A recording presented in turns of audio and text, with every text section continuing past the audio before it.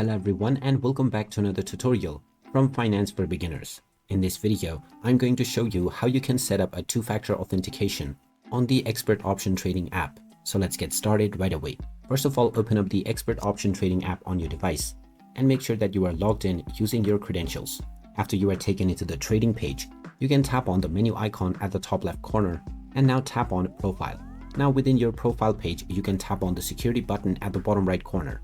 And within this page, you will see two-factor authentication. Tap on this and then tap on the Add button. Now you can use the Google Authenticator app or your email account in order to enable 2FA. Just choose whichever process you feel comfortable with. And if you choose your email, you will need to tap on Send Message after entering your email. If you use the Google Authenticator app, you will first need to download the Google Authenticator application on your device and then tap on the Next button.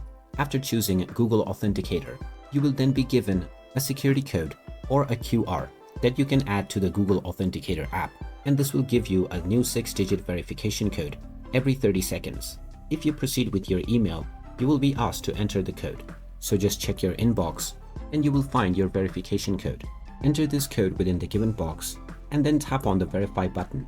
And now your account will be verified with two-factor authentication, which means that it is only possible to log in to this account by using the 6-digit verification code that you will find either within your email or your Google Authenticator app based on your choice.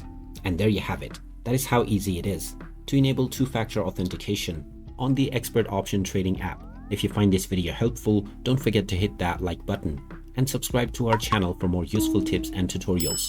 Thanks for watching, and I will see you again in the next video.